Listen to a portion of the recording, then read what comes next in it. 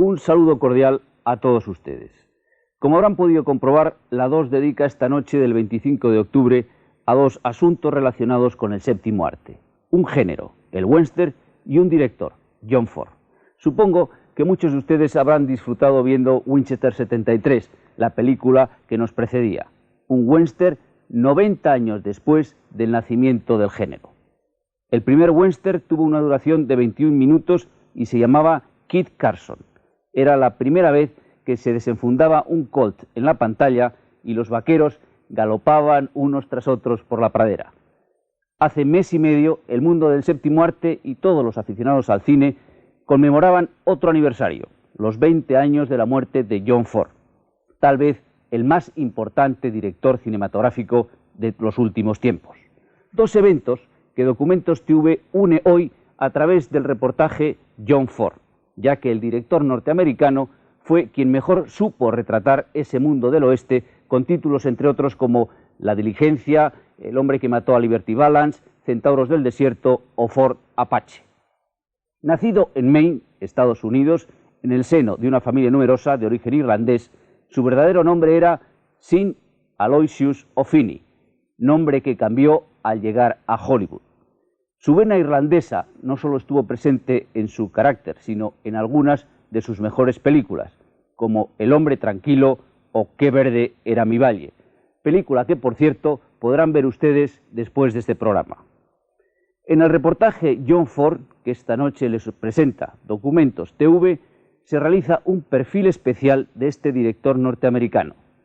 Seguiremos su carrera con extractos de sus películas y algunas de las pocas entrevistas que ofreció en su vida.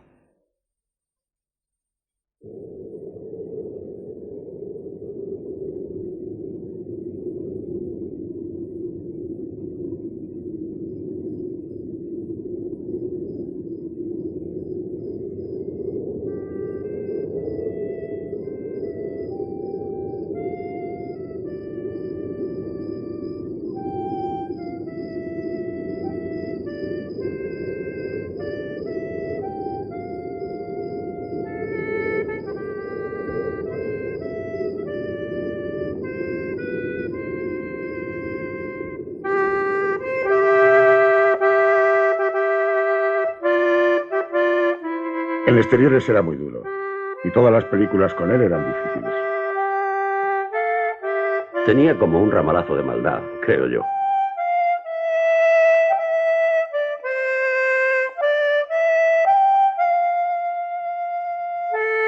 Le gustaba dar la impresión de que no era más que un irlandés despreocupado y pendenciero que podía escupir una gran película detrás de otra. Instintivamente era un estafador, pero qué magnífico director.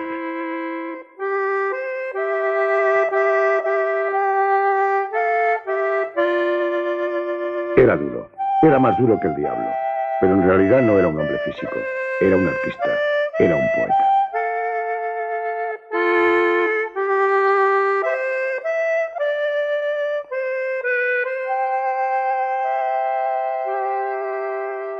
He was a friend, Mr. Scott, and we'd like to be left alone. Scott, let's go. I'm sorry, Senator. That's not enough. I have a right to have the story.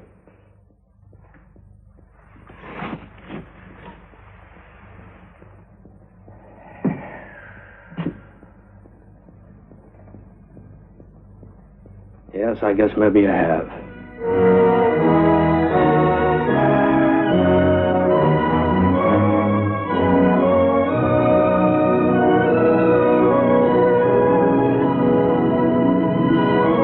John Ford.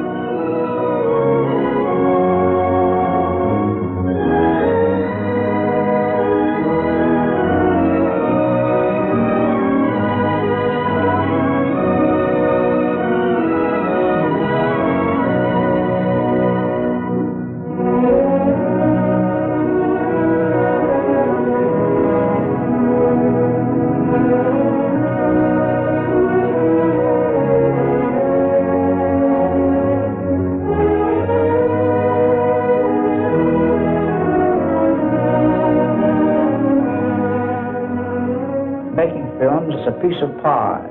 It's just a job of work. This is my business, my profession. It's a way that I support my family. I love the business, I like the people. I am not what is called a career director. La de John Ford fue una carrera única. Se extendió a lo largo de toda la historia del cine americano, desde Griffith y los primeros días del cine mudo hasta el color y el cinemascope. Hizo más de 100 películas y ganó más premios de la Academia que cualquier otro director. Hoy día, tal vez, se le considera más grandioso que de moda. Tuve la suerte de encontrarme con John Ford unas cuantas veces y de disfrutar de una especie de amistad con él. Le conocí en Dublín, cuando regresaba a Hollywood después de rodar los exteriores irlandeses para El hombre tranquilo, y me reuní con él en el National Film Theatre en 1957. Entonces yo era lo suficientemente imprudente como para enseñarle a Ford una de mis películas, junto con Iván el Terrible de Eisenstein, que él quería ver. Por lo general se consideraba que John Ford era imposible de entrevistar. Le gustaba simular y a la vez detestaba adoptar una imagen pública. How did you come to the movie pictures, I may say? By train. I think he's probably the greatest storyteller in the business. Can't get his pipe on his mantelpiece for the awards, critic and academy that have been given to him for his work. He's made all sorts of pictures, but he's, I think, the first director to ever develop the Western to its true classic state. Has a feeling for the pioneer American and the ability to express it to the eye of the camera. To him, nothing is impossible. Leader, get the leader!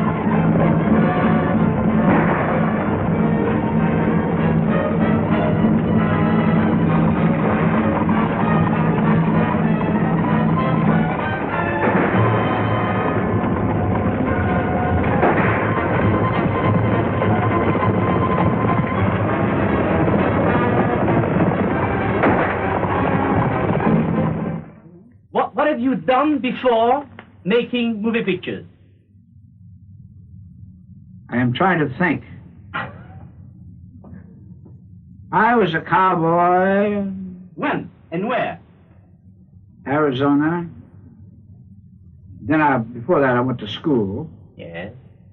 I got out of school and went west. Finally drifted to Hollywood. Got into the singer state ever since, 1916.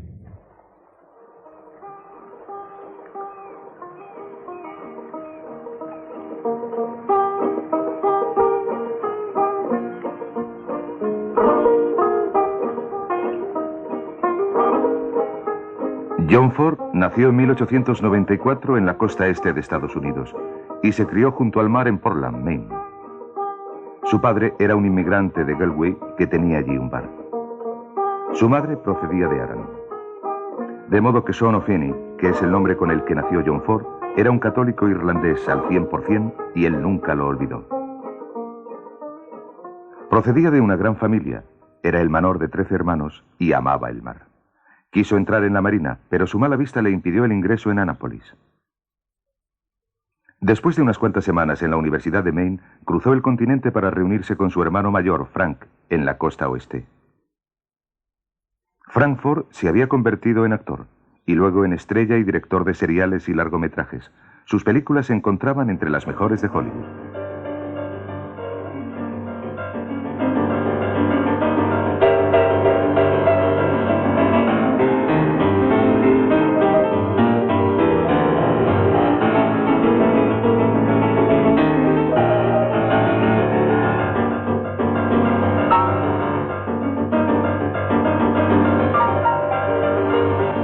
Sean se convirtió en ayudante de su hermano y aprendió de sus películas acerca de la historia americana. Sean tomó el apellido Ford que había adoptado su hermano, y Sean se convirtió en John, o Jack. Conoció a Harry Carey, que por entonces protagonizaba westerns en la Universal interpretando a Cheyenne Harry, en una interminable serie de películas de 2 rollos. Carey adivinó el talento de Jack y convenció a Carl Laemmle, el jefe del estudio, para que le diera una oportunidad como director.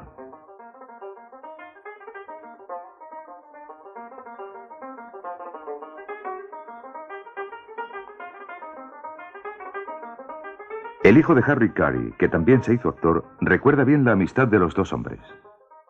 Jack Ford y mi padre escribieron ellos mismos la mayoría de los guiones.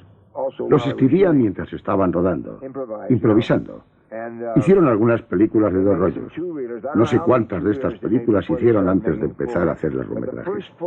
Pero para el primer largo que hicieron, que tenía 5 o 6 rollos, tuvieron que engañar a Limble.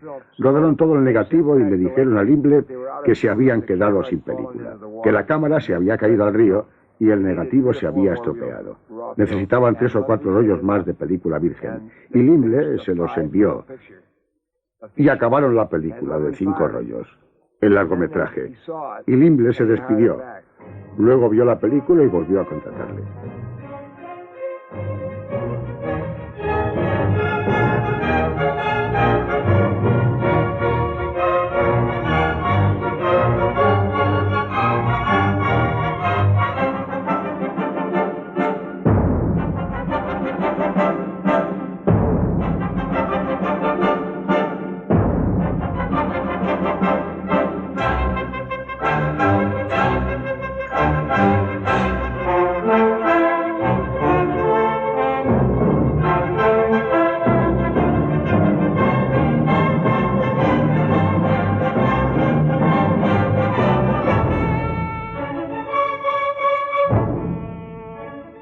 Harry Carey me enseñó en los primeros años, dijo Ford, y añadió que él solamente tenía buen ojo para la composición.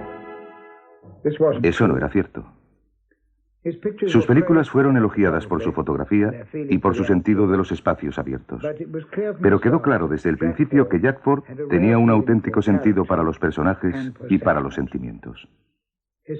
Sus películas eran entretenimiento popular en su mejor expresión, arte popular, sin falsas pretensiones artísticas.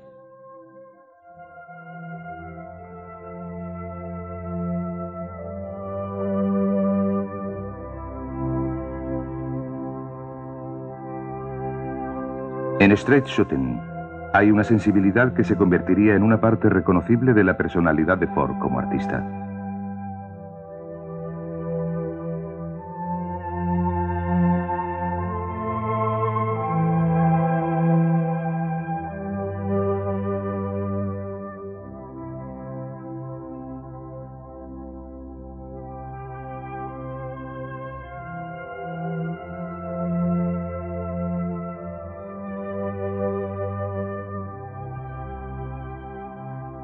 Después de 3 años y medio en la Universal, Jack Ford se trasladó a la Fox. No hizo más westerns con Harry Carey.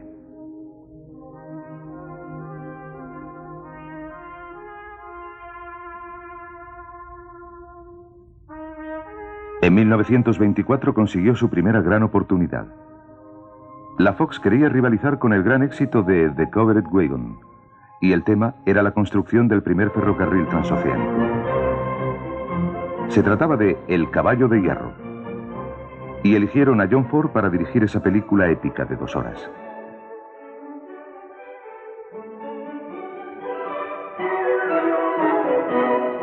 En la película se puede sentir la respuesta de Ford a la totalidad de la historia de la construcción de los Estados Unidos, el sueño de los hombres que los crearon, la vida turbulenta de los pueblos del ferrocarril. Instalábamos la sala de proyección con un chico a su cargo dentro de un furgón y no creo que jamás nadie entrase allí. Hacía un frío horroroso. Nadie visionó ni un pie de película. Yo jamás vi nada, ni Ford. Y nunca sabré cómo diablos pudo montarla, pero es que el tipo lo tenía todo en la cabeza. Ford creó imágenes que nadie había filmado antes. La compañía ferroviaria lo tenía prohibido, pero de todos modos Ford excavó pozos para filmar a las locomotoras. Verá, Ford tenía una cosa que ningún director tiene hoy. Y voy a decirle lo que era. Ford jamás movía la cámara, porque la cámara se convierte con él en el 5º personaje. Yo le oí hablar de eso. No la muevo. Hago que los actores trabajen para la cámara. Quiero que uno se pierda en la historia. No quiero que el público sea consciente de la cámara. La forma en que hoy día se hace una película es moviendo la cámara. La trasladan de un lado a otro, por todas partes. Él jamás hizo eso. Es una tremenda ventaja que él tenía. Mire todas las películas de Ford. No tiene ritmo, es muy lento, demasiado lento.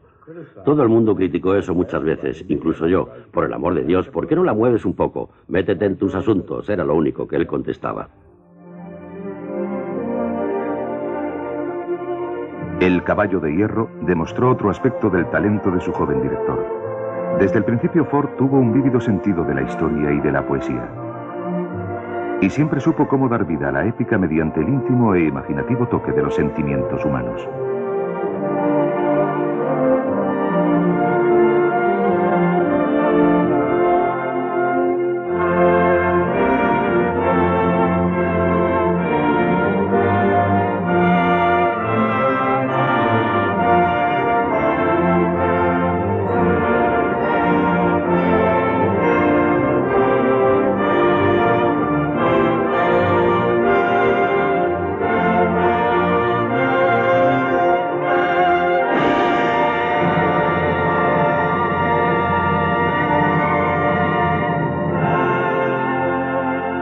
El Caballo de Hierro fue un inmenso éxito popular y de crítica.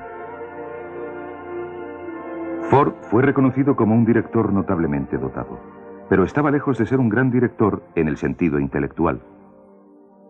Él no era ambicioso en ese sentido.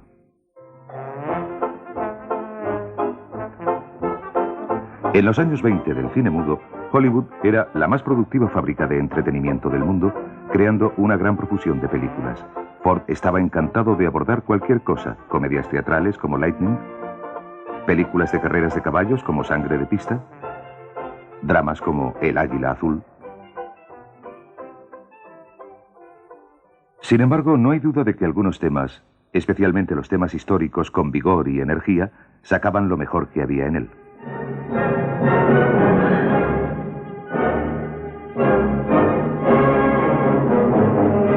La carrera por las tierras de Dakota, por ejemplo, que fue una secuencia espectacular de su melodrama Tres hombres malos.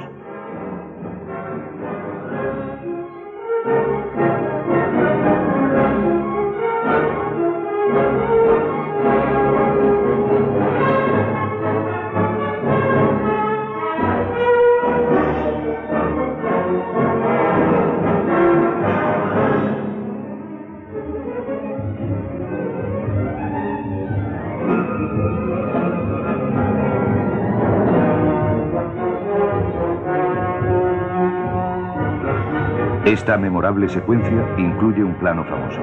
El bebé abandonado descuidadamente en el curso de los caballos que avanzan.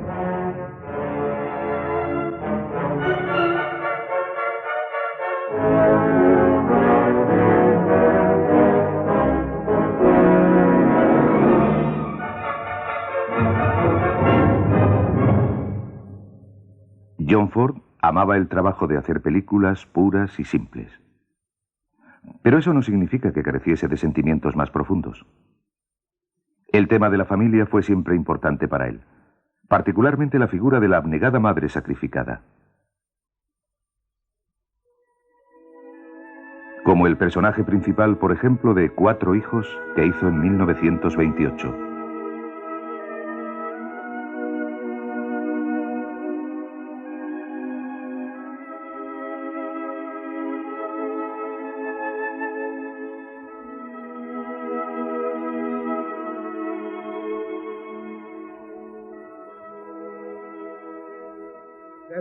Al mismo tiempo, Ford se iba desarrollando como estilista. El aspecto plástico de una película fue siempre importante para él y cada vez lo fue más. A finales de los años 20, el cine alemán, con su iluminación expresionista de claroscuros, tuvo para él una gran influencia. El gran director alemán Murnau hizo Amanecer para la Fox. Se dice que algunas de las escenas de batalla de Cuatro hijos se rodaron en los decorados que construyeron para Murnau.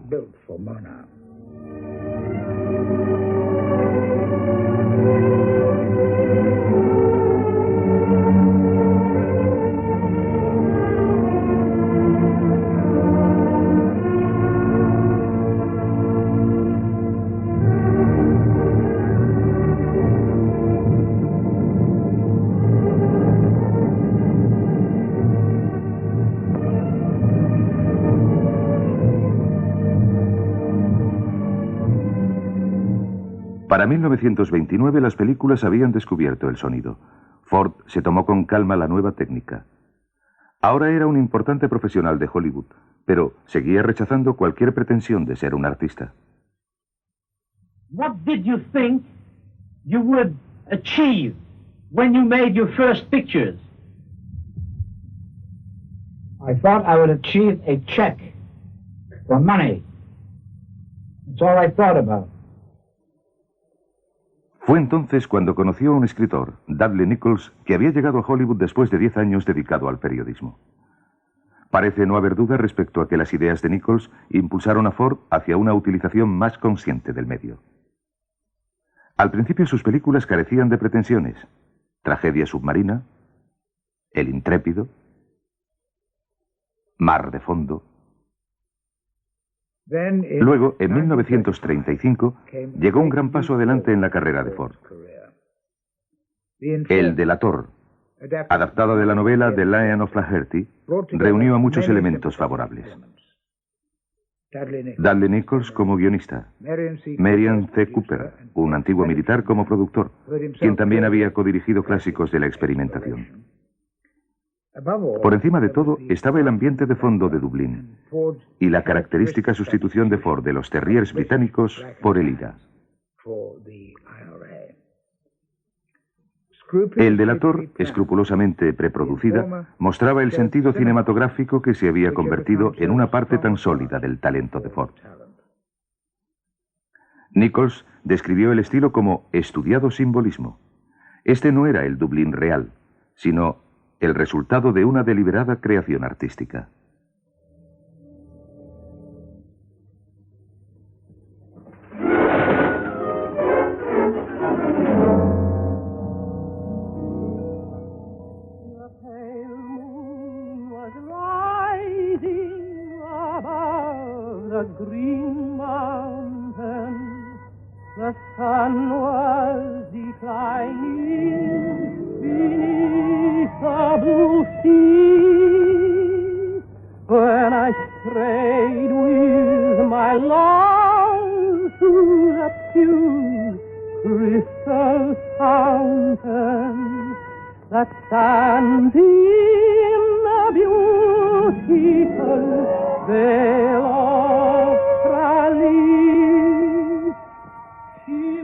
Ford hizo que el segundo ayudante de dirección sacase a Victor McLaglen del bar de Melrose Grotto. Le gustaba trabajar con él cuando estaba un poquito achispado, y había un primer plano de él mientras avanzaba y le hablaba a alguien fuera del plano. Era una escena larga, y más o menos cuando llevaban rodando un tercio de ella, Ford puso la mano delante de la cámara, delante del objetivo, y McLaglen se detuvo. Él le dijo: sigue, Vic, lo estás haciendo de maravilla. Y después de hacer esa parte de la escena, retiró la mano. Bueno, a eso se le podría llamar montar en la cámara. Y es la primera vez que he visto, es la primera vez en mi vida que se lo he visto hacer a alguien. Cuando vieron El delator, en la RKO se prepararon para un desastre. Pero los críticos la aclamaron y el público acudió en tropel. El éxito fue tan total como inesperado. Ford y Nichols ganaron sendos premios de la Academia, y John Ford se hizo famoso de repente como el principal director del cine americano. Uno pensaría que esta nueva celebridad iba a cambiar la forma en que Ford se presentaba a sí mismo como un simple policía de tráfico, o el estilo de vida que, como irlandés y como profesional, había elegido, sintiéndose más feliz que nunca cuando estaba en su yate pescando y bebiendo con sus amigos.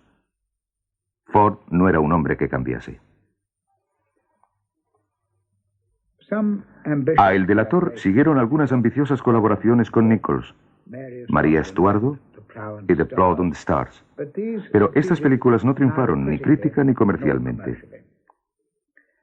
Ford se encargó de algunas producciones de prestigio para Goldwyn, como El Dr. Arrowsmith y Huracán sobre la isla.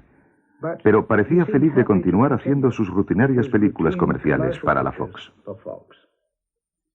Entre ellas, 3 que hizo con el muy popular actor Will Rogers, cuyo estilo relajado y humorístico, e incluso su aspecto adolescente, recordaba de alguna forma a Harry Carey, el antiguo compañero de Ford. Una escena improvisada de Josh Priest evoca perfectamente el humor despreocupado y malicioso de ese estilo.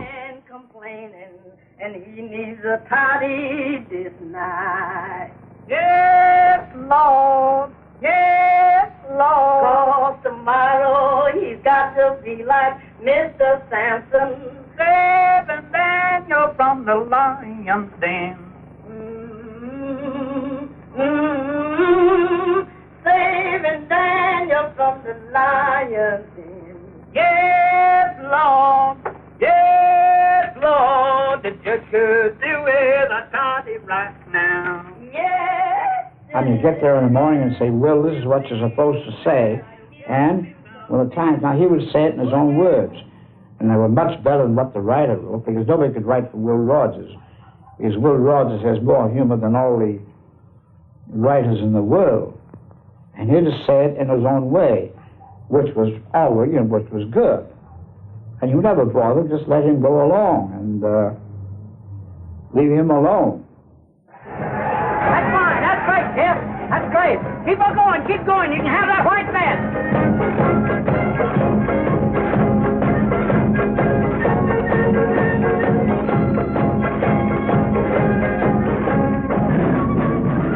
Las películas de Rogers, con su encanto familiar y nostálgico, iniciaron a Ford en un nuevo tema, el tema de América.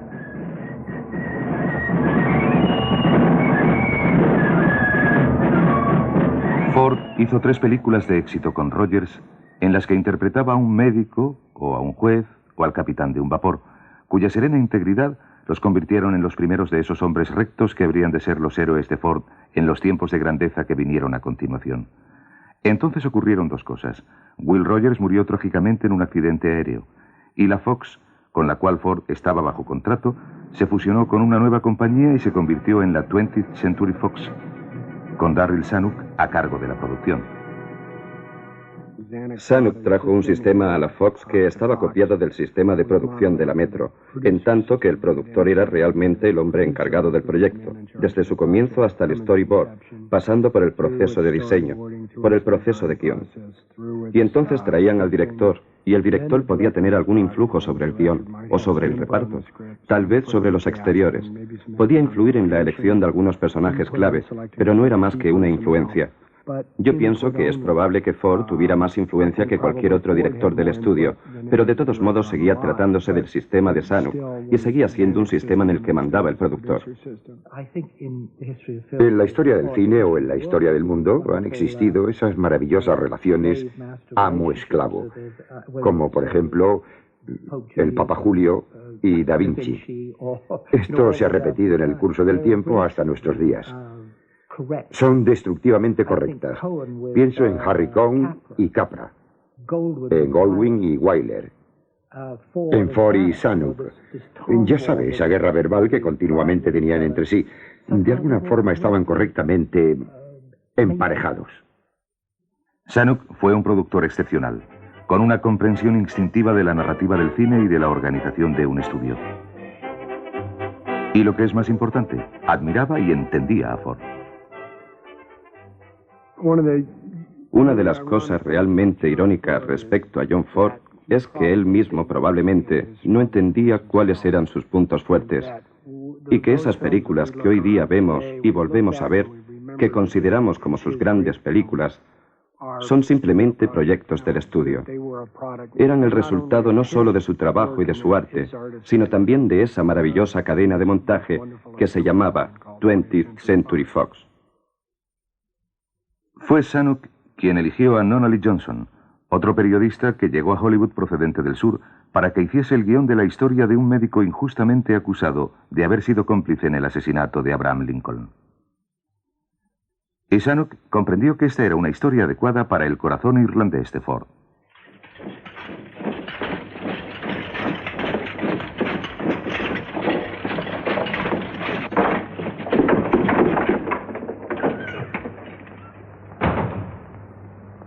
This court is now in session. Mr. President. The Judge Advocate General. The death of John Wilkes Booth, who was shot down while resisting arrest in Virginia, has left us 8 members of his criminal band So, in the name of the government of the United States, the crime of assassination and conspiracy to assassinate Abraham Lincoln, then President of the United States, is charged against the following: Dr. Samuel A. Mudd.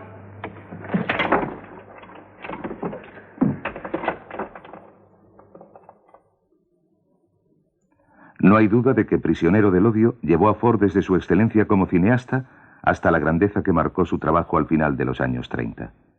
Su estilo había madurado, igual que su personalidad como artista. Temperamentalmente era un liberal que odiaba instintivamente la hipocresía y la exhibición. De Sanuk.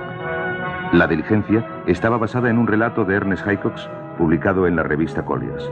Ford lo compró y contrató a Dudley Nichols para que escribiera el guión. Los westerns habían pasado de moda. Ford no había hecho ni uno solo desde hacía más de 10 años, pero jamás perdió su sensibilidad hacia los remotos territorios del oeste. Y así es como descubrió el escenario que más que ningún otro se asocia al nombre de John Ford: Monument Valley. La Diligencia atravesando el arenoso suelo del valle es una de las imágenes clásicas del cine americano.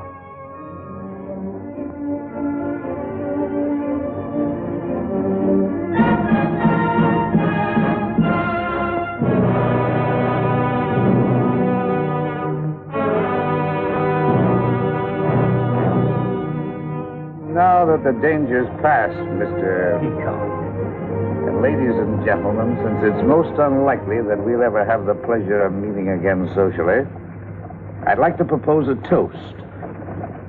Major, Gatewood, Ringo, your health. Thank you, sir.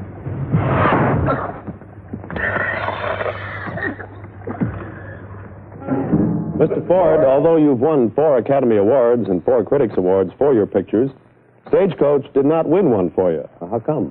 Well, Dave, I think in Hollywood, we are very, very particular about the Academy Awards. We try to be very, very just. The year that Stagecoach was up for the award, Gone with the Wind was sort of the main contender. And the consensus of opinion was that it was a better picture, and I quite agree.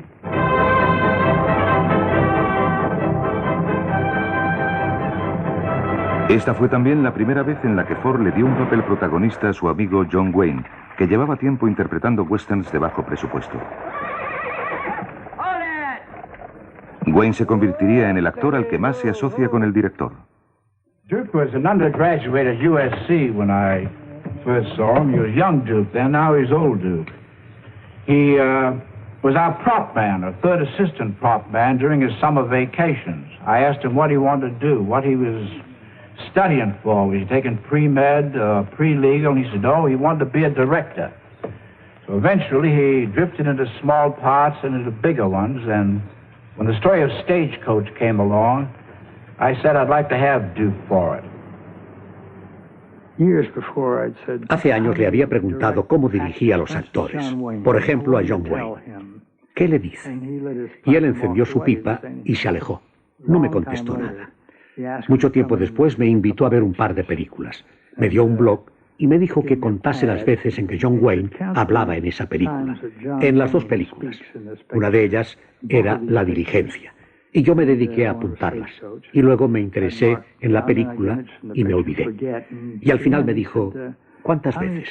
Y yo le contesté, bueno, 7 en una y 9 en la otra. Y él me dijo, ¿contesta eso a tu pregunta? Yo hacía rato que me había olvidado y dije, ¿qué pregunta, señor? Y él dijo, no les dejes hablar nunca, a no ser que tengan algo que decir.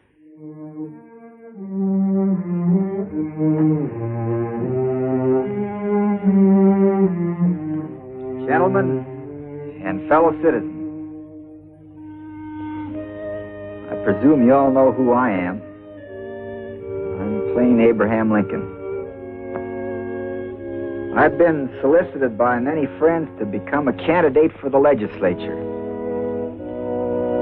My politics are short and sweet. La elección de Zanuck para que Ford fuese el director de Young Mr. Lincoln, su película siguiente tras la dirigencia, fue muy inspirada. Abraham Lincoln representaba lo mejor de la tradición americana. El generoso americanismo de la historia, además del modesto idealismo de Lincoln, la convertían en un tema perfecto para Ford. Y esta fue la primera vez que trabajó con Henry Fonda, otro de sus actores favoritos, cuya sensibilidad expresaba perfectamente los valores más apreciados por Ford.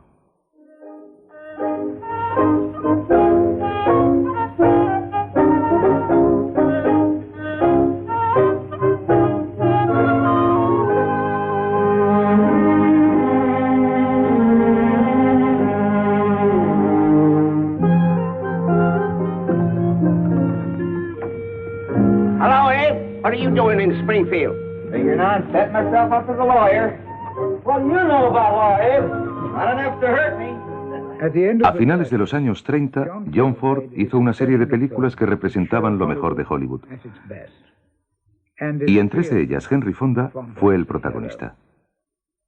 Demostrando un considerable valor, Zanuck compró la popular novela de Steinbeck, Las uvas de la ira, y se la dio a Ford para que la dirigiera.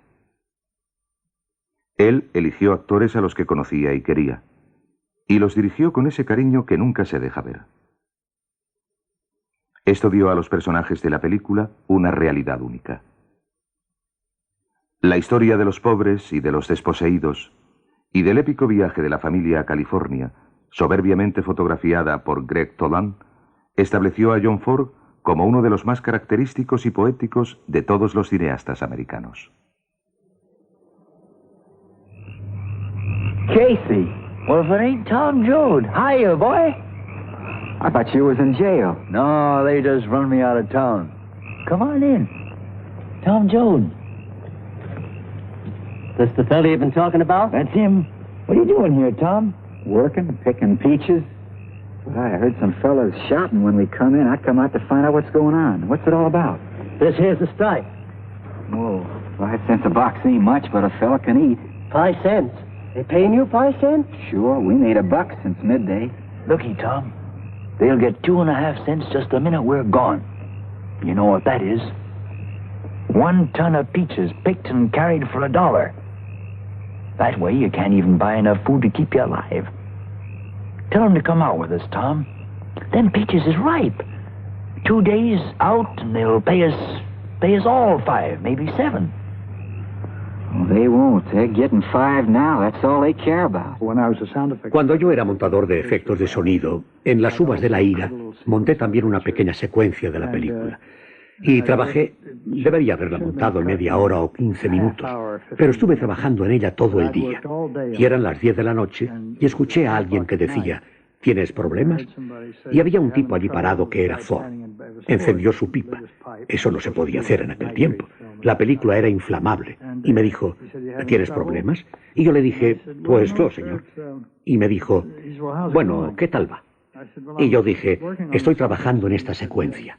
Yo pensé que me diría, bien, deja que te ayude. Pero dijo, si tienes problemas, es que lo estás haciendo mal. Me dijo, con lo que yo ruedo, basta con cortar la claqueta. Dejar que la película pase hasta que digo, corten. Retroceder justo antes de que yo diga corten. Y pegar todo eso a la película. Porque yo no ruedo nada que no quiera en la película. Ford hizo 3 películas más antes de que América entrase en la guerra. Toland fotografió una de ellas, Hombres Intrépidos, escrita por Dudley Nichols a partir de obras de teatro de Eugene O'Neill. En La ruta del tabaco, una brillante farsa trágica, y en la romántica Qué verde era mi valle, la fotografía fue de Arthur Miller. Todas estas son películas de un estilo y una generosidad de sentimiento extraordinarios. Ciertamente, Qué verde era mi valle, con el que Ford ganó su 3er premio de la Academia, debió su popularidad a la fuerza de sus sentimientos. Esta película fue la más sucinta experiencia de producción en que he trabajado en mi vida. Él sabía exactamente cada una de las cosas que quería. Conmigo fue mágico. Se acercaba a cada actor de una forma diferente. Tenía que ser una especie de instintivo, psicoanalista, porque sabía cómo tratar a todos los diferentes seres que actuaban. Con algunos era extremadamente cruel. Con otros extremadamente coqueto. Conmigo, el mayor cumplido que puedo hacerle es el siguiente. Jamás he recordado que me dirigiera. Desde luego eso es ridículo, porque me tocó como si yo hubiese sido un arpa.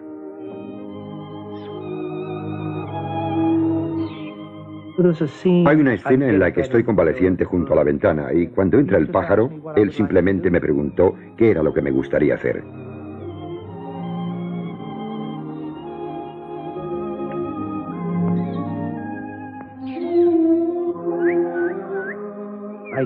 Lo he comprobado con Maureen O'Hara y es cierto que jamás hicimos más de 2 tomas de nada. Muchísimas veces he leído y me han hablado de la suerte de Ford. La suerte de Ford. Pero en esa maravillosa escena en la que bajo, después de haberme casado con el hijo del dueño de la mina, y bajo por la escalinata de la iglesia, y el velo se me levantaba desde el cuello y hacía espirales sobre el cielo, todo el mundo dijo, oh, la suerte de Ford.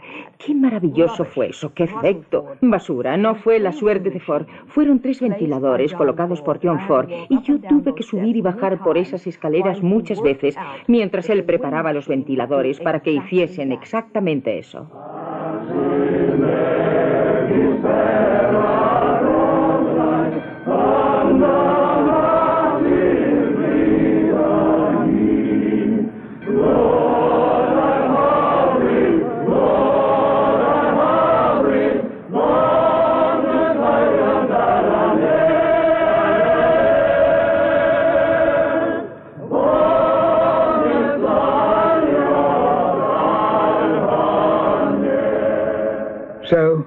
Y llegó la guerra. Y la carrera cinematográfica de John Ford se detuvo. Podemos estar muy seguros de que para él no fue una tragedia. Se enfundó con placer el uniforme de la Marina. Se convirtió en jefe de su propia unidad, haciendo películas para la Marina, encantado de coger una cámara de 16 milímetros y rodar él mismo la batalla de Midway. De modo que John Ford, el cineasta más distinguido de América, se fue a la guerra.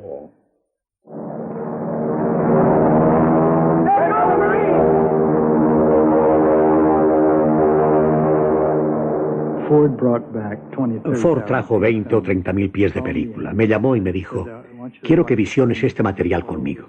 Bien, pasamos un par de días visionando el material. Y él me dijo, ¿crees que puedes hacer un cortometraje con esto? Y yo le dije, ¿cómo de largo? Y me contestó, de unos 18 minutos. Y yo le dije, sí, señor, creo que podré. ¿Qué clase de película quiere? ¿Quiere una película de propaganda? En esta ocasión me respondió inmediatamente. Dijo, ¿y eso cómo se escribe? Y yo se lo deletreé. Y él hizo una pausa, encendió su pipa y me dijo, no quiero volver a oírte decir esa palabra nunca más mientras sigas a mis órdenes. Dijo, esta es una película para las madres de América. Los padres saben de la guerra. Las madres no saben que sus hijos están muriendo. Y para ellas es para quienes queremos hacer esta película.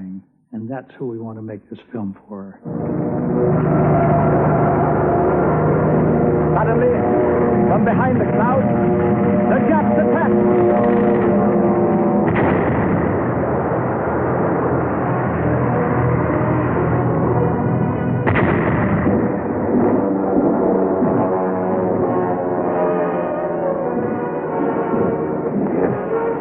This really happened.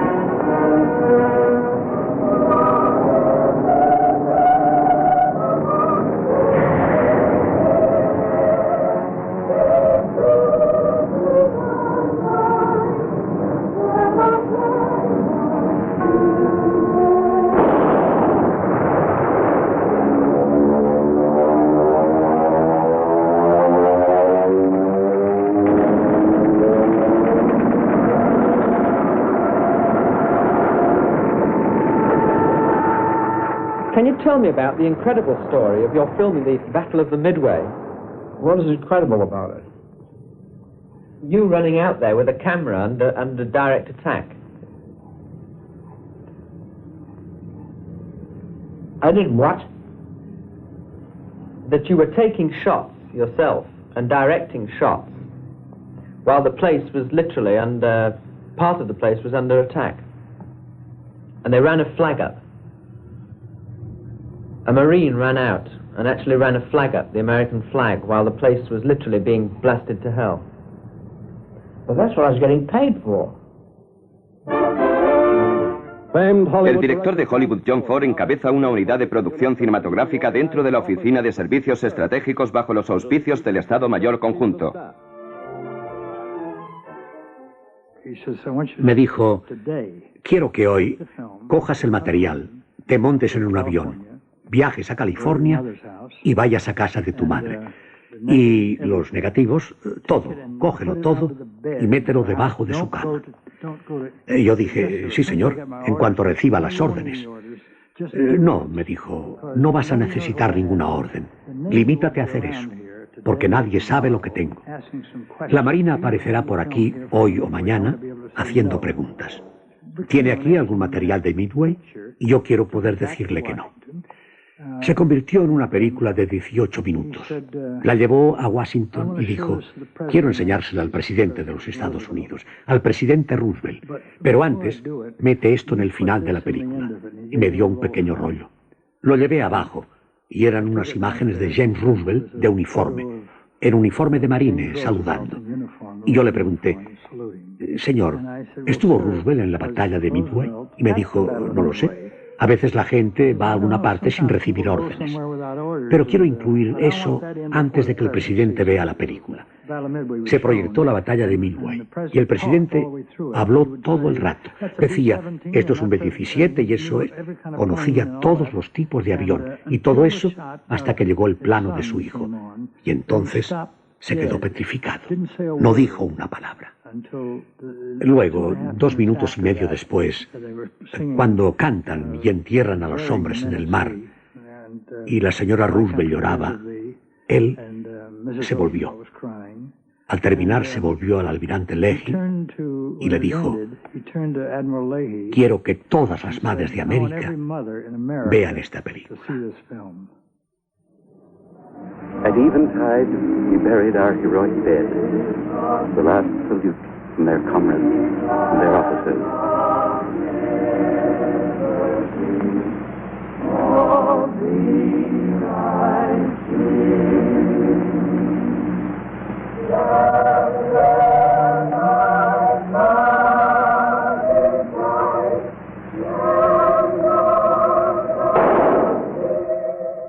I am really a coward. I know I am. So that's why I did foolish things. And I was decorated 8 or 9 times, trying to prove that I was not a coward. But after it's all over, I still know that I was a coward. Después de su experiencia en el servicio activo, Ford se mostró reacio a aceptar la oferta para dirigir su siguiente película, They Were Expendable.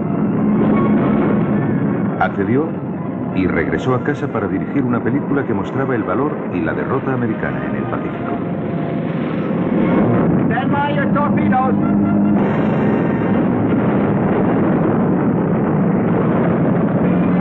Fire 3. Fire 4.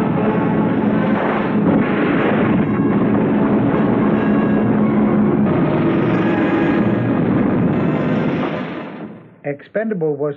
They Were Expendable tal vez fue pensada como propaganda, pero ese no fue su resultado. Ford puso en ella todos sus sentimientos más sinceros hacia la Marina y el servicio.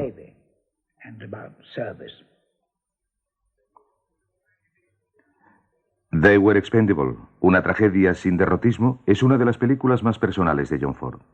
Tal vez su obra maestra. Is there any truth in the rumor that a Jap task force is moving into Lingayen Gulf, sir? Type that and send it. Aye, sir. Sit down, Brickley.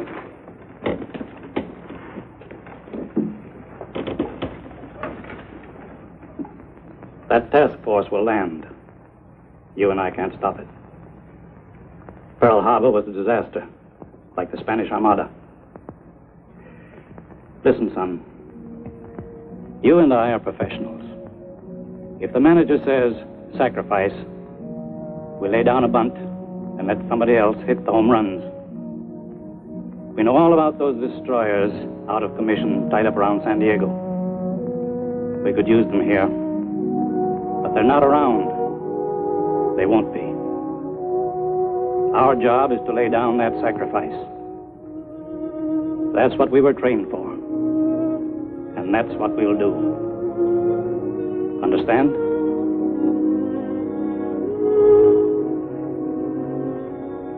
Yes, sir.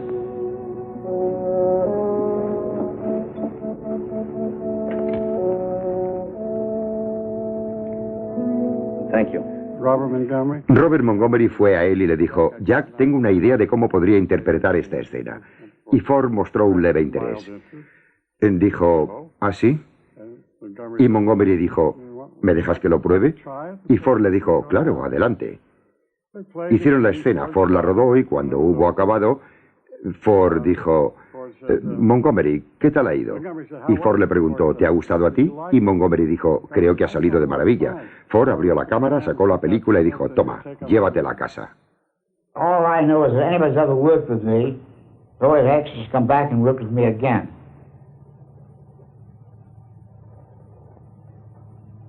I never stand behind the camera and yell directions. I go up and I speak to each actor individually, sotto voce, so the others don't hear, and everything is thoroughly rehearsed, and I try to get the first take. And they say directors being hard on actors. Those directors don't usually last very long in pictures. Ford había tenido dudas respecto a que pareciera que había sacado provecho de su servicio de guerra. Su sueldo de They Were Expendable lo empleó en la compra de una casa de campo para sus veteranos, el servicio de fotografía de campo. El tiempo pasado en la Marina lo había marcado y jamás lo olvidó. Pero la vida se reanudó después de la guerra y él regresó a Hollywood para convertirse otra vez en cineasta.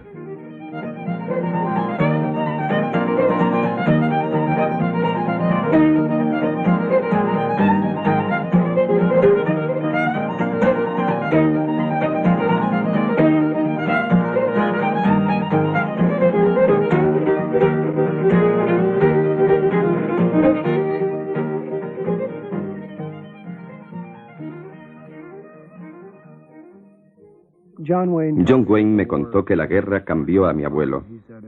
Dijo que lo convirtió en un hombre más simpático, en un hombre más amable, más bueno. Se volvió menos agrio, un poco menos mordaz. Y puede que fuese un resultado tangencial de la guerra el hecho de que desarrolló un interés creciente por los temas militares y por los valores tradicionales americanos, algo de lo que oímos hablar mucho hoy en día. Y por otra parte, también estaba ese elemento pacifista, ese lado más blando del hombre.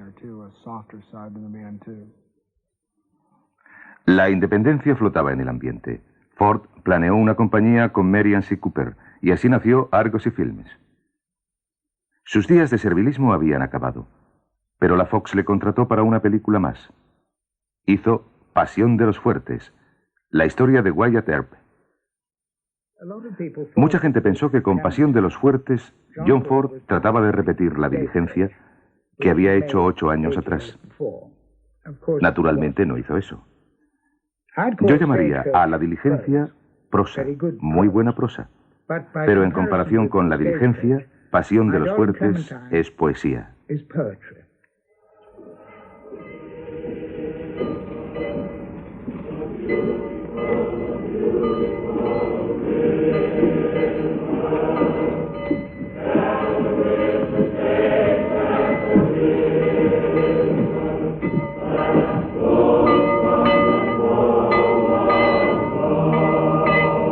Construyeron Tombstone en Monument Valley y la película fue espléndidamente fotografiada por Joe McDonald.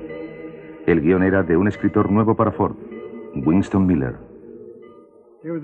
Era entonces un hombre diferente, era un colaborador. No había rangos, nada. Nos sentábamos y discutíamos las ideas. Sabíamos que teníamos que terminar. Ignorábamos cómo llegaríamos hasta allí, no sabíamos cómo íbamos a empezar. Y por lo que puedo recordar, estuvimos sentados 4 o 5 o 6 semanas antes de que rodase, de que estuviese totalmente satisfecho con el guión.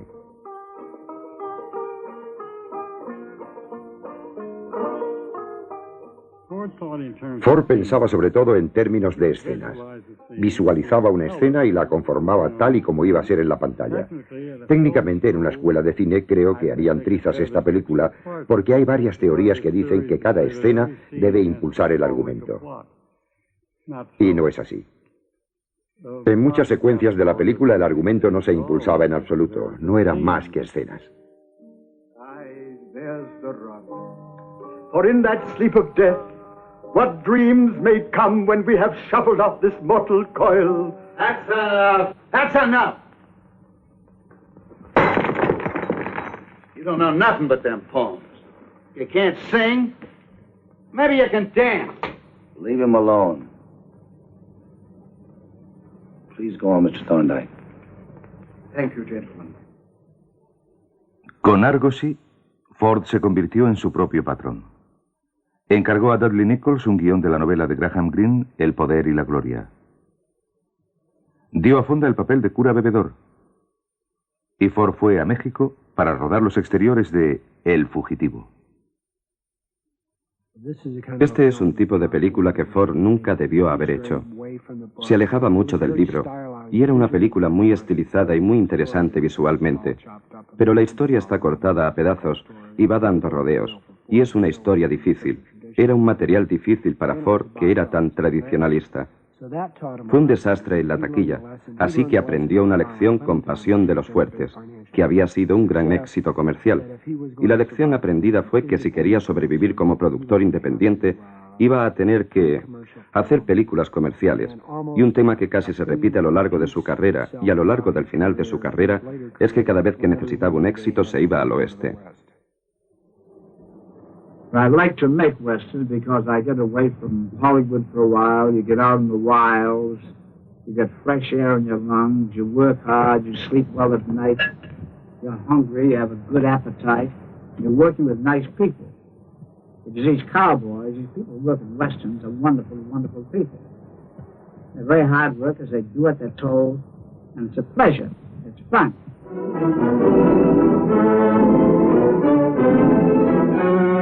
A El fugitivo siguió Ford Apache. Inspirada en la historia real del general Custer, se basaba en una narración de James Warner Bellamy. Bugler, down forward.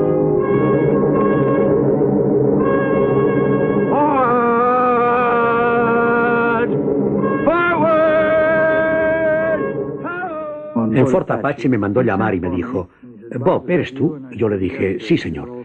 Dijo: mira, me dijiste que querías ser director, y aquí tienes tu primera lección. Me dijo: cuando llegues al plató y no sepas lo que vas a rodar, pide el visor. Ponte en mitad del plató, llévate el visor a los ojos, de esta forma. Cierra los ojos y trata de pensar en lo que vas a rodar. Dijo: puede que te lleve mucho tiempo, a veces incluso 45 minutos. Entonces alguien del plató cogerá el teléfono y se chivará silenciosamente de ti. Llamará a la oficina central y dirá que son las 10 menos cuarto y que todavía no hemos rodado ni un solo plano. Luego aparecerá alguien de la oficina central y te preguntará: ¿qué tal va, Jack? Cuando oigas eso, mueve el visor de esta forma. Y me hizo esto mismo. Me golpeó aquí y me hizo sangre. Y me dijo: trata de darle entre la parte superior de la nariz y la línea del pelo. Y me dijo: entonces se largará y tú podrás seguir adelante y hacer la película. Ford hizo 2 películas más sobre la caballería con historias de Bella, La Legión Invencible y Río Grande. En ambas, la imagen de la vida en la caballería era muy vívida.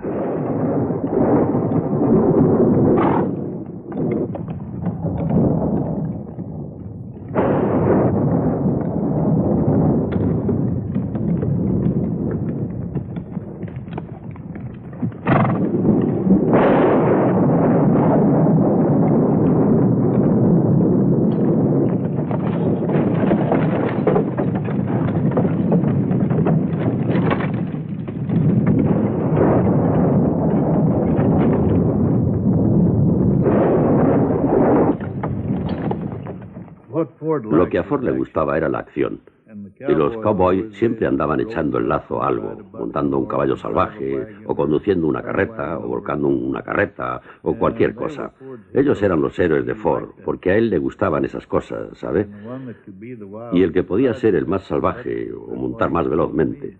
Por eso me eligió a mí, porque yo jamás fui bueno en otras cosas, pero sabía montar a caballo.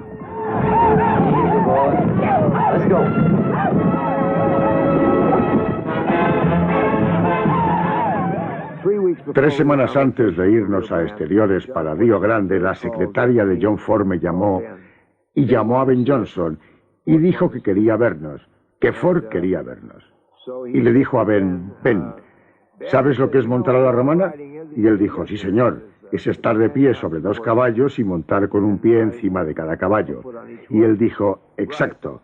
Chicos, quiero que aprendáis a hacerlo. Así que Ben soltó, bueno señor, tendremos que domarlos a base de tiros. Y él dijo, no me cuentes la historia de tu vida, solo quiero que dentro de 3 semanas montéis a la romana. You think you'd like to try that before you eat? You mean ride like them ancient Romans? Yeah. Yo! Let's go, Stanley!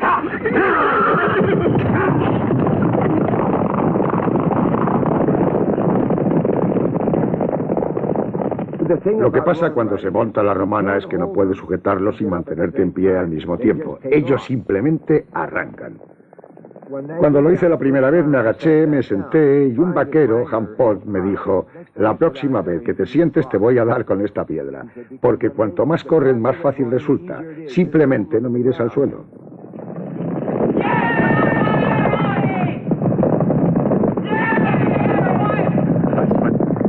Oh, boy, oh, husband.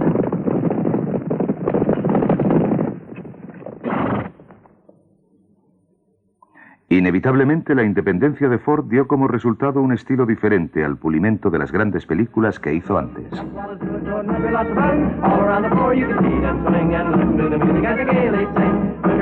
Se trata de un sencillo estilo lírico en el cual la música tradicional, al estilo tradicional, apoya una visión de la vida más poética que narrativa.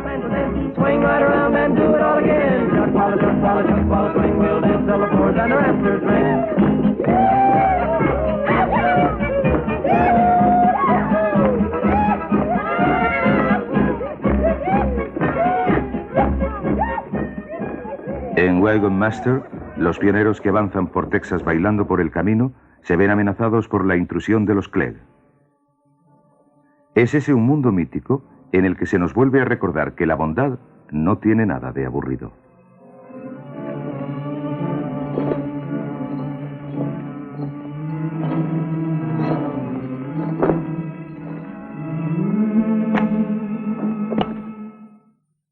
Persecuciones e indios que muerden el polvo. Tal vez por esto los últimos westerns de Ford hayan sido tan incomprendidos. A él le encanta ver montar a Ben Johnson, es cierto. Pero por lo demás, sus películas no eran en absoluto previsibles. La guerra le había cambiado. Ya no era exactamente un liberal, pero tampoco fue nunca un fanático. Nunca compartió las ideas casi fascistas de sus amigos John Wayne y Ward Bond. Le gustaba lo militar, pero nunca fue militarista. Su tema era la reconciliación. Toda la historia de la Legión Invencible gira en torno a la forma en que el capitán Nathan Brittles, a punto de jubilarse, evita la guerra entre los indios y los blancos, organizando una carga sin derramamiento de sangre. Ford se estaba haciendo viejo, como Brittles, y su obra mostraba la sabiduría de la edad. Hey, Nathan! Nathan! I am a Christian! Hallelujah! Old friend me! Long time! Long time! I come in peace, pony that walks. Take a salt! Nathan, take salt! Smoke pipe? Good! Good!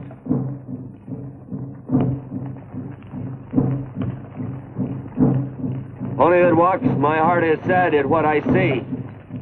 Your young men painted for war, their scalp knives red, the medicine drums talking. It is a bad thing. A bad thing, Nathan. Many will die. My young man, your young man. No good. No good. We must stop this war. Too late, Nathan. Tenía a todo el mundo a raya todo el tiempo. Si alguien se desbandaba, él quería asegurarse de que todo el mundo se enterase y se lo decía. Durante Río Grande estábamos todos sentados en la mesa del comedor, cenando, y ni siquiera hablábamos. Bueno, Wayne y Vaughn hablaban del trabajo del día. Y creo que Wayne dijo, hoy hemos matado a un montón de indios. Y Vaughn comentó, sí, pero no fueron muchos los que mordieron el polvo. Ford estaba sentado al extremo de la mesa, al fondo, y me miró, me señaló con el dedo y dijo, tú métete en tus propios asuntos. Yo no dije ni una palabra, y él siguió y siguió metiéndose conmigo. Y había 150 personas en ese gran comedor. Y al final yo ya no pude aguantarlo más. Me levanté delante de toda esa gente y le dije lo que podía hacer con su película y pensé, bueno, ya puedo ir pensando en volverme a casa porque sé que me va a despedir. Así que le dije todo lo que pensaba. Pero me dejó terminar la película. Aunque luego no me contrató durante 11 años. El éxito de Río Grande supuso que Ford pudiera seguir adelante con El hombre tranquilo. Este proyecto acariciado era una historia irlandesa, el cuento de un emigrante que regresaba a la tierra donde nació después de pasar años en las minas de acero de Pittsburgh y de haber hecho carrera como boxeador.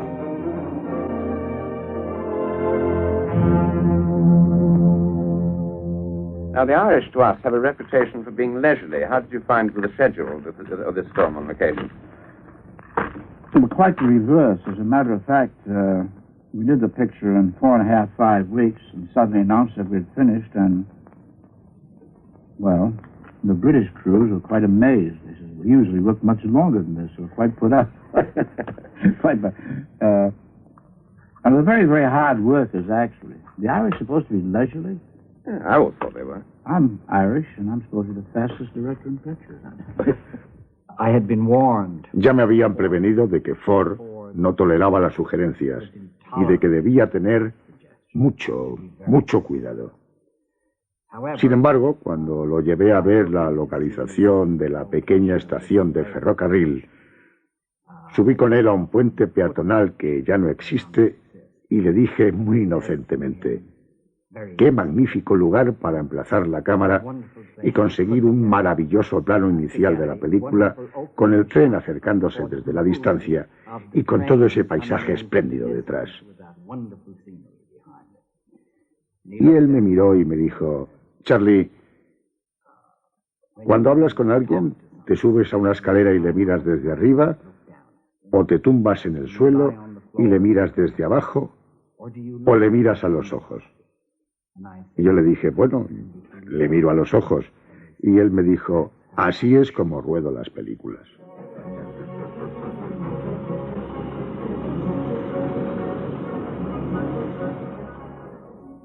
Podía ser un viejo diablo, podía ser muy duro. En la escena de la playa, cuando yo colocaba mi sombrero en lo alto del poste para la carrera de caballos, el sombrero aún seguía allí después y entonces pasaba a un primer plano mío. La mayoría de los directores habrían puesto el ventilador enfrente, haciendo que el pelo volase hacia atrás. Él puso el ventilador detrás de mí y echó todo mi pelo hacia adelante.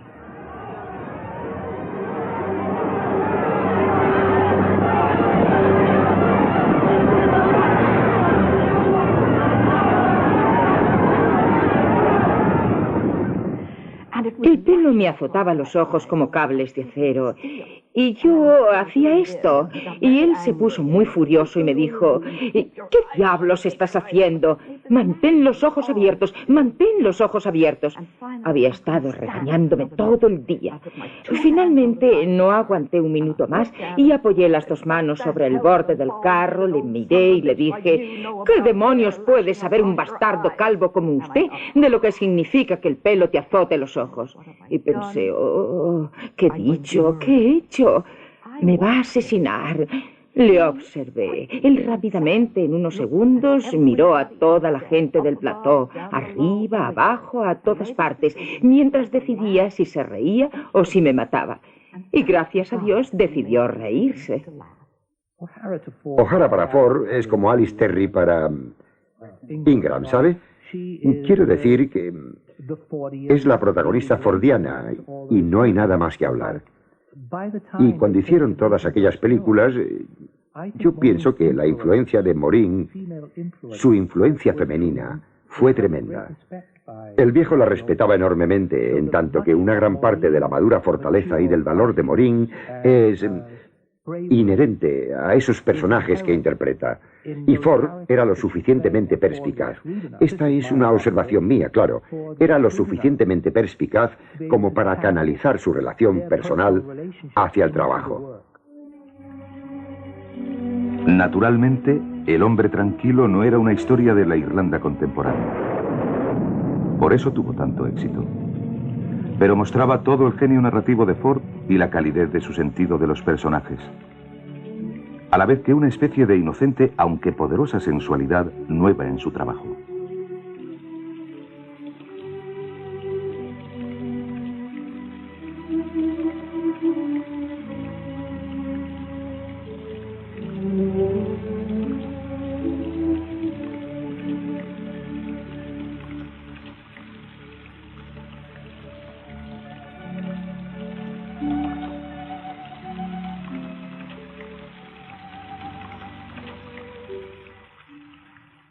El señor Ford siempre mintió y declaró que cualquier cosa espontánea era muchísimo mejor que las cosas planeadas.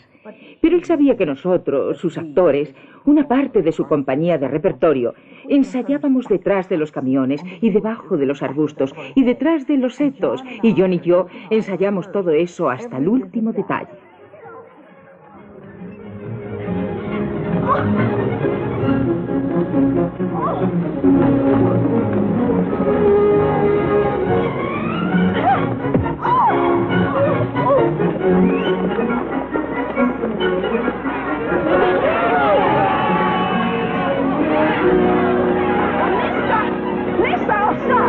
Sir, here's a good stick to beat the lovely lady. Así que lo hicimos. Y cuando se acabó, el señor Ford se levantó y dijo, bueno, ya veis lo maravillosas que son las cosas cuando son espontáneas. Y Wayne y yo nos quedamos ahí parados y nos miramos, pero lo sabía perfectamente bien. Realmente eso no lo podrían haber improvisado, ¿verdad? En ese mismo segundo, no, a menos que fuésemos genios, y tal vez lo éramos. Why do they get beaten in your pictures, the women? They're so often they're getting a little over the behind. Donovan Free. I don't understand. Why behind? La derrière? Yeah. Yeah, why are they beaten by men? Why are they being punished? Who? Women. Where? In your pictures. What picture? Donovan's Reef. Huh? Donovan's Reef. Oh, the audiences like it. I've only done it twice. I adapt that from the French, from the Apache. They are always beating their women. That's an influence I get from the French. Always scarring their women with knives. The quiet man. The quiet man. That was funny. You don't think that was amusing? Huh? Tu penses que c'était amusant? Sí, very. El hombre tranquilo le hizo ganar su cuarto premio de la Academia y a la Republic el primero. Después de un éxito como ese, hubiera sido de esperar que se lanzase a hacer un proyecto prestigioso, de gran presupuesto. Pero permaneció fiel a su independencia. Su siguiente película fue The Sun Shines Bright, a partir de 3 historias en las que aparecía el mismo Webb Priest, que había interpretado Will Rogers 20 años atrás. One of the troubles directors universally is they'll make a big picture, might probably a hit, and then they try to top it. and usually fall flat on their face. It happens here a lot, and I know it happens with you. So I try to make it a rule, if you make a big picture, which is a hit, the next one do a cheap picture, relax, 3 or 4 weeks, while you're preparing for another story. And usually, of course, to my mind, the little picture is always better. See, my favorite picture, for example, is one you've never heard of called The Sun Shines Bright.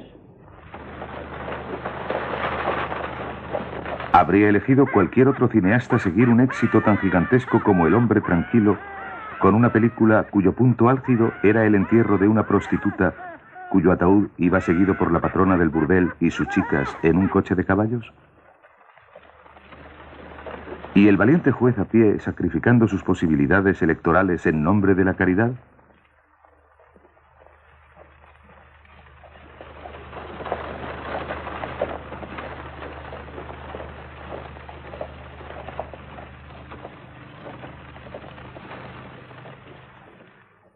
Ford hizo 15 películas después de The Sun Shines Bright.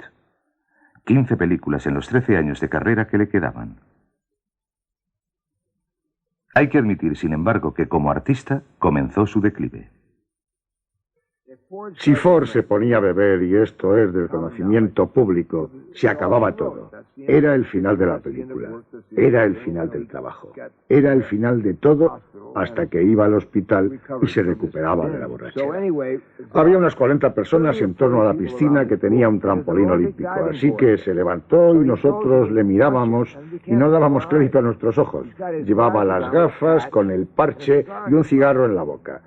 Subió por la escalera sujetándose la toalla al mismo tiempo. Consiguió llegar arriba y avanzó por el trampolín hasta que estaba realmente en alto. Y se plantó ahí. Para entonces todo el mundo estaba mirando hacia arriba y estábamos asombrados. Se paró ahí un par de segundos y entonces dejó caer la toalla y naturalmente estaba completamente desnudo. Y pegó un saltito y allá fue, tratando de hacer una carpa. Naturalmente perdió el control enseguida. Se le cayeron las alas y empezó a dar vueltas y ¡zas!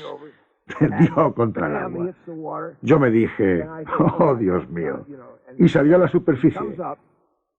Había perdido las gafas, pero el cigarro seguía en su boca. Así que Ken y yo nos tiramos y naturalmente tuvimos que sacarle porque él prácticamente se había quedado sin conocimiento.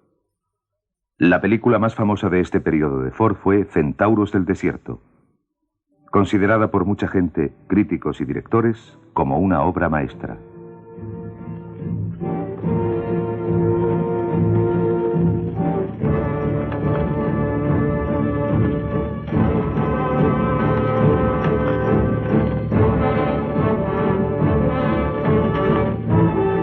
Well, Reverend, looks like you got yourself surrounded.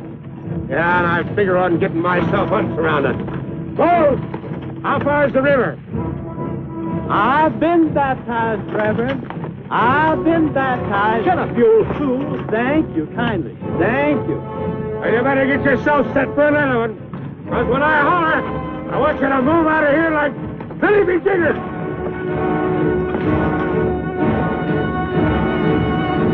Let's go! Centauros del Desierto es una película hermosa que se distingue por la maestría de Ford para la fotografía y la puesta en escena. Pero es una obra tímida, inconsistente y en definitiva no convincente. Y la interpretación de John Wayne es muchísimo menos verdadera que la de su serenamente heroico Nathan Brittles de La Legión Invencible. Puede que Jean-Luc Godard llorase con el clímax feliz de la película. Pero yo jamás he pensado que exprese mucho más que la experimentada habilidad de Ford y su eficaz teatralidad. Hubo algunos capítulos poco gloriosos en estos últimos años. Hubo el intento de fundar una compañía irlandesa de producción para la que Ford hizo una película desigual, The Rising of the Moon. Hubo un thriller mediocre, Un crimen por hora. Hubo 4 excursiones a la televisión. Y hubo una última película de Monument Valley, El Gran Combate, un ambicioso intento de pagar la deuda que tiene la América Blanca con los indios nativos, cuya tierra y cuya libertad les robaron. En sus últimos años estuvo rodeado por un séquito de personas. Tenía colegas que eran actores y gente de producción. Tenía a su cuñado, que era su primer ayudante, y tenía a su hermano que trabajaba con él. Su hijo también trabajaba con él. Seguía creando trabajo, seguía encontrando material para las historias y buscaba financiación, y la encontraba. De manera que él trabajó hasta que empezó su última película, el día que cumplía 70 años. Y pienso que para entonces ya habían pasado 5 años desde que debió haberlo dejado todo. El anárquico tradicionalismo de Ford, del que jamás se desvió, había perdido su convicción. Sus ideales y valores ya no eran los de Hollywood. Un hombre de la sensibilidad de Ford no podía existir ignorando los cambios políticos de Hollywood. Conocemos su actuación en una ocasión famosa en que no los ignoró. En una reunión de la Asociación de Directores en 1950, Ford resolvió una disputa entre el presidente de la asociación, Joe Mankiewicz, y el macartista Cecil B. DeMille. Todo el mundo había gritado y levantado la voz, y Ford se levantó y dijo: mi nombre es John Ford y hago westerns. Me gustaría decir que el señor Cecil B. DeMille estaba allí sentado, no miró a Ford ni una sola vez. Tenía la vista fija hacia adelante. Sabe más acerca de lo que el público quiere que prácticamente cualquiera de los que estamos en esta habitación. Luego dijo: pero no me gusta usted, DeMille, y no me gusta lo que ha estado diciendo de Joe Mankiewicz, y no me gusta lo que ha estado diciendo en general. Así que dijo: presento una moción para que todos los directivos, todos los de la Junta, dimitan y que demos un voto de confianza a Joe Mankiewicz ahora mismo. Y eso fue lo que sucedió. Pidió que levantaran la mano y todas las manos se alzaron, menos las de Cecil B. DeMille y sus 3 secuaces. Y esa fue la posición política de Ford aquella noche. Do you think the early settlers would have been proud of the America we have today? What has that got to do with films? Because a lot of people, for right or wrong, regard you as one of the foremost, if not the foremost, chronicler of American history. Hence the question? Hence the question. But right now I think they'd be bloody well ashamed of us. Ford hizo solamente una película más que podamos mencionar entre las mejores suyas. El hombre que mató a Liberty Valance es una historia inesperadamente irónica. Su tema es la esperanza, tan a menudo expresada en las películas de Ford, de que la salvaje frontera llegue a encontrar la paz algún día. Isn't it enough to kill a man without trying to build a life on it? You talk too much. Think too much. Besides, you didn't kill Liberty Valance. What? Think back, Pilgrim. Valance came out of the saloon. You were walking toward him when he fired his first shot. Remember?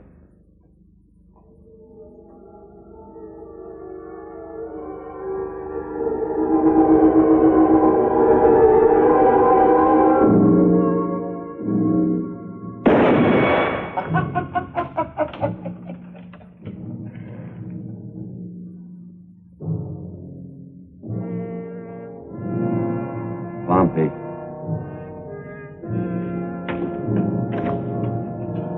All right, dude. This time, right between the eyes. John de repente decía: corten, todo el mundo está hablando demasiado. Coged vuestros guiones.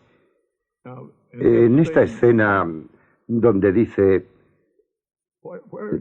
¿habéis escrito vosotros todo eso que estabais diciendo?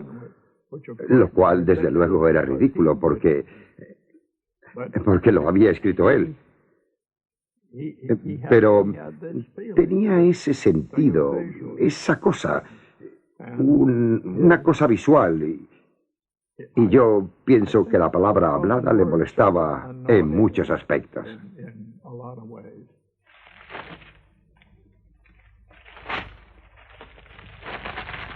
Well, you're not going to use the story, Mr. Scott? No, sir. This is the West, sir. When the legend becomes fact, print the legend. El toque de Ford seguía siendo la materia de la que está hecha la A lot leyenda. of people ask me, what is the secret of direction? There's no secret about direction except good common sense and a belief in what you're doing. In our day, direction came by instinct. Most of the young directors are obsessed by the camera. Instead of looking at the people, they look at the camera. The secret is in people's faces, in their eye expressions, in their movements.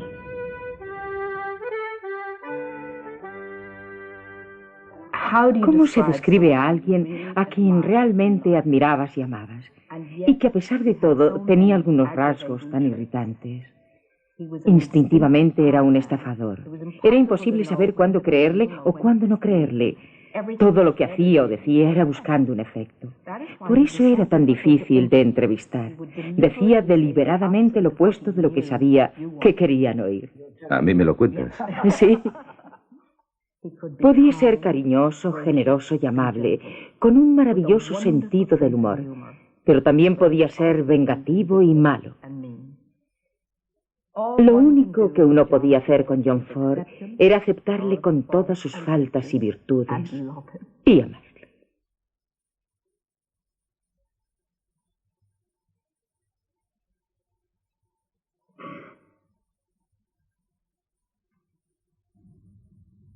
You have lived almost the whole of the American history of the movie picture. True.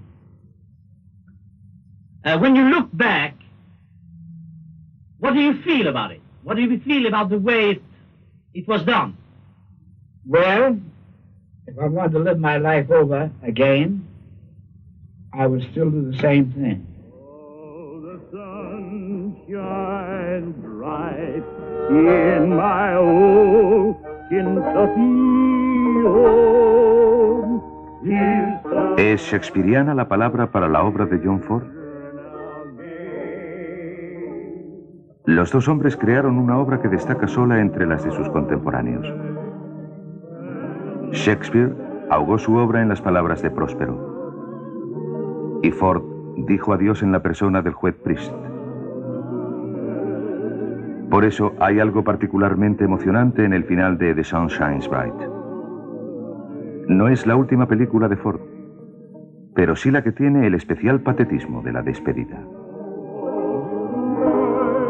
Jeff, I gotta take my medicine. I gotta get my heart started.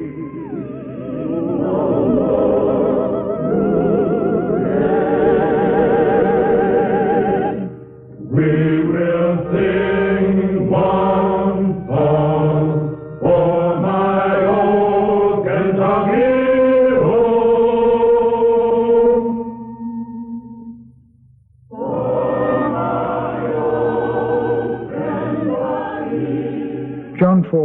John Ford murió el 31 de agosto de 1973. Yo le vi por última vez 6 semanas antes de morir.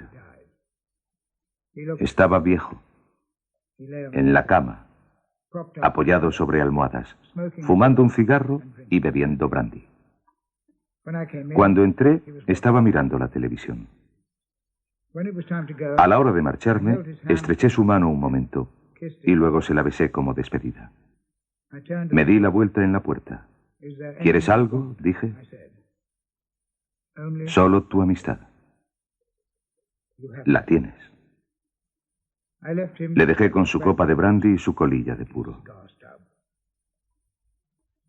6 semanas después, de vuelta en Londres, encendí la radio una mañana y escuché que había muerto.